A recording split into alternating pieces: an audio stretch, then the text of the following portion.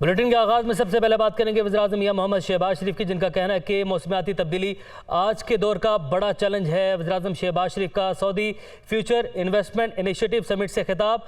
मौसमियाती तब्दीलियों के बायस पाकिस्तान को सैलाब का सामना करना पड़ा, ये कहा गया वज़ीर-ए-आज़म की जानिब से।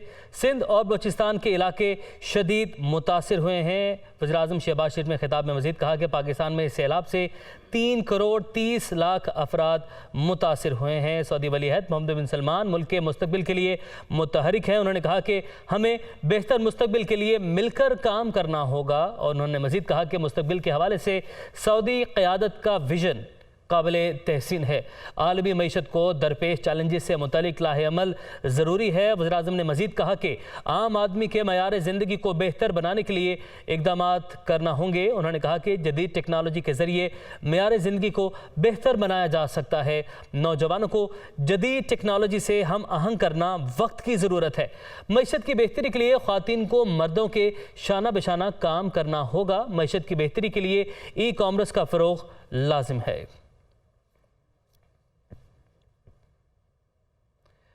सीनियर सहाफ़ी अरशद शरीफ की मौत की तहकीकात के लिए GHQ का हुकूमत पाकिस्तान को ख़त। इंक्वायरी कमीशन बनाने की दरख्वास्त की है। DG-ISPR का ये कहना है अफसोसनाक वाक़े की मुकम्मल तहकीकात करवाई जाए। लेफ्टिनेंट जनरल बाबर इफ्तिखार की जानिब से कहा गया। उन्होंने कहा कि बदकिस्मती से बहुत ज़्यादा इल्ज़ाम तराशियाँ, मन घड़त बेबुनियाद इल्ज़ामात लगाए जा रहे हैं।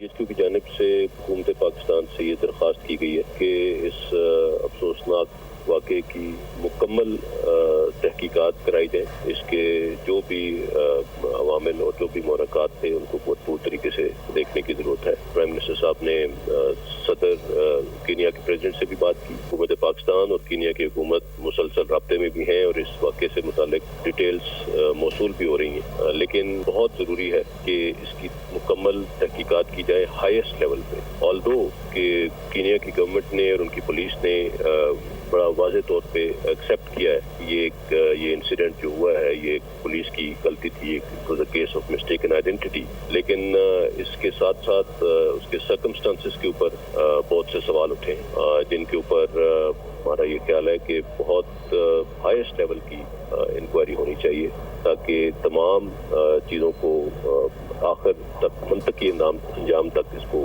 लेके जाया जा सके। जो लोग मुख्तलिफ कयास आराइयाँ कर रहे हैं they can also be put to rest. ये बहुत अनफॉर्चुनेट है कि बदकिस्मती से बहुत ज़्यादा इन चीज़ों के ऊपर लोग इल्ज़ाम तराशियाँ करते हैं और साने को जवाब बनाकर मन घड़त और बेबुनियाद इल्ज़ामात लगाए जा रहे हैं। और मेरे ख्याल में इन तमाम चीज़ों को टैकल करने के लिए एक थॉरो इन्वेस्टिगेशन और थॉरो तहकीक बहुत ज़रूरी है ताकि इन सबको ये जवाब मिल सके। और मैं समझता हूँ ये तहकीकात सिर्फ इन्हीं सर्कमस्टांसेस की नहीं होनी चाहिए कि वहाँ पे क्या हुआ, बल्कि इन सर्कमस्टांसेस की भी होनी चाहिए कि अरशद शरीफ साहब को पाकिस्तान से जाना क्यों पड़ा, किसने उनको मजबूर किया यहाँ से जाने पे, वो कैसे गए, इस दौरान कहाँ पे रहे, और what were the circumstances leading to this incident, ये सारा कुछ कैसे हुआ। बिकॉज इन तमाम स्टेजेस पे अनफॉर्चुनेटली बार बार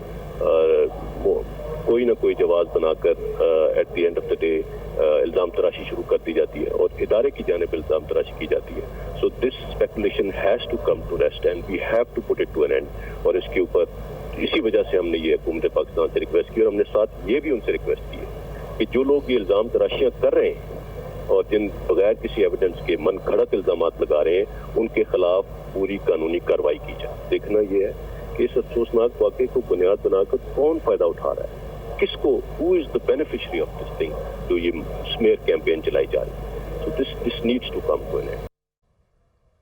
बात करें साबिक वज़ीर-ए-आज़म इमरान खान ने कहा है कि अरशद शरीफ की टारगेट किलिंग की गई। इतलात मिली थी कि अरशद शरीफ को मारने लगे हैं तो मैंने उसे कहा कि मुल्क से बाहर चले जाओ। दुबई में वीज़ा ख़त्म हुआ तो उसे वापस बुलाया जा रहा था। उसे पता था कि जान ख़तरे में है, उसके बावजूद वो राह हक से पीछे नहीं हटा। मुल्क दोराहे पर खड़ा है, सूरत हाल सब के लिए चैलेंजिंग है। जब तक वो जिंदा हैं जुल्म का मुकाबला करेंगे। वो पेशावर में वकला कन्वेंशन से खिताब कर रहे थे। सहाफत के अंदर अगर मैं किसी की सबसे ज्यादा रिस्पेक्ट करता था वो अरशद शरीफ, जिसको शहीद किया गया। उसने मेरे इतनी तनकीद की मेरी, जब वो समझता था कि मैं गलत कर रहा हूं। अपने प्रोग्राम में बार बार ये जो दो लुटेरे खानदान जिन्होंने मुल्क को 30 साल से लूटा है, हर प्रोग्राम में इनको नंगा करता था। ये जो रिजीम चेंज हुई है, वो जब इसको एक्सपोज करना शुरू किया, उसके ऊपर धमकियां आई, डराया गया। फिर मुझे इंफॉर्मेशन आई कि इसको मारने लगे हैं। उसके घर में घुस के उन्होंने डराया उसको। मैंने उसको कहा कि तुम मुल्क से बाहर चले जाओ।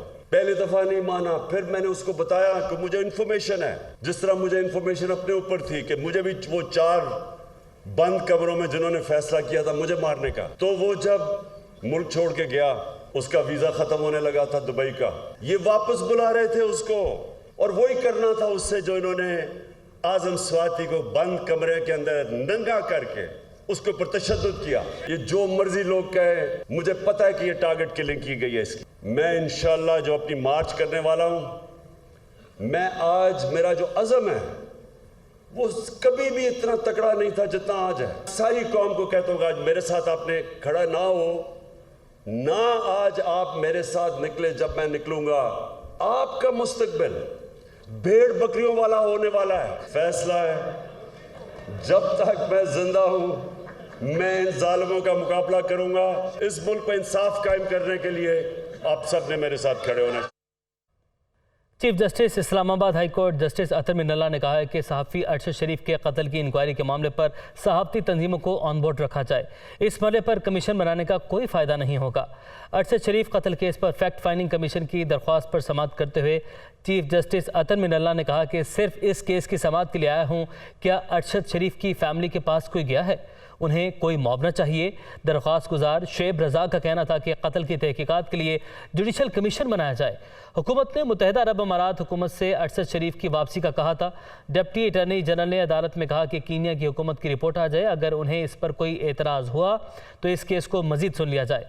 अदालत ने केस की समाअत 1 हफ्ते के लिए मुलतवी कर दी।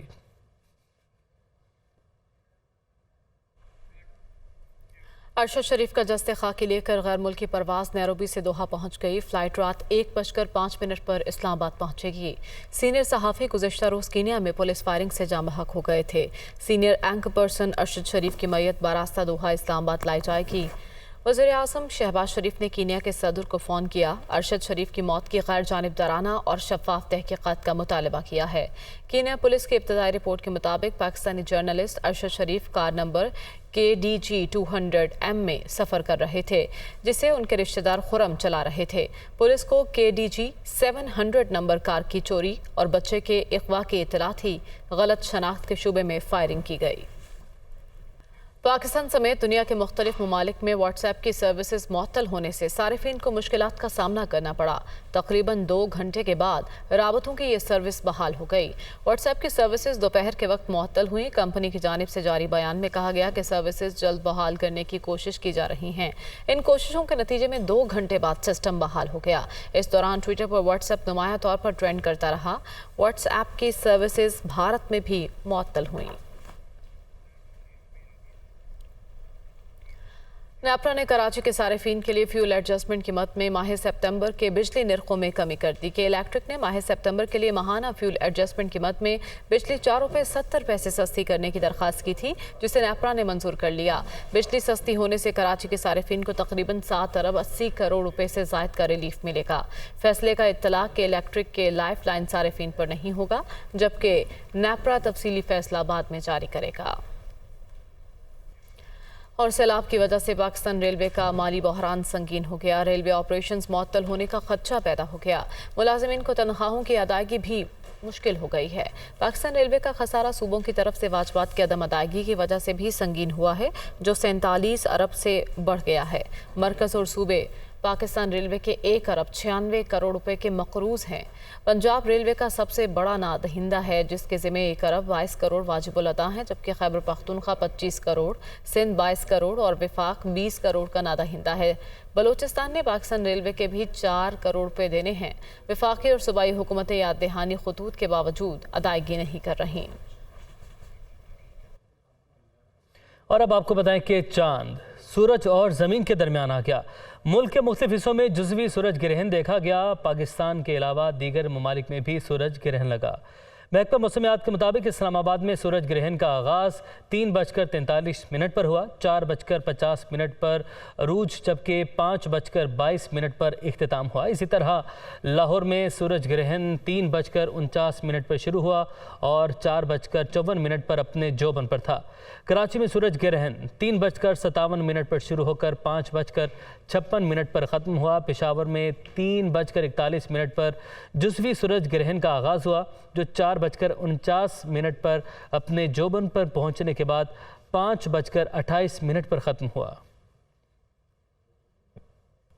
और अब आपको बताएं कि रिकॉर्ड 23 बार की grand slam champion Serena Williams ने रिटायरमेंट की खबरों के बरक्स दोबारा इन एक्शन होने का इंदिया दे दिया। टेनिस सीजन के आखिरी ग्रैंड इवेंट्स और ख़ासतौर पर ग्रैंड स्लैम यूएस ओपन में अलविदाई मैच खेलने वाली सेरेना विलियम्स ने दोबारा टेनिस कोर्ट में आने का इशारा दे दिया। रिकॉर्ड 23 बार की ग्रैंड स्लैम चैंपियन ने कहा कि वो अपने घर में बने टेनिस कोर्ट में आज भी ट्रेनिंग करती हैं, जिसका मतलब यही है कि वो रिटायरमेंट के बजाय फिर इन एक्शन होने की तैयारी में हैं। बल्कि एक बयान में उन्होंने वाजे कर दिया कि अभी वो रिटायर नहीं हुई हैं।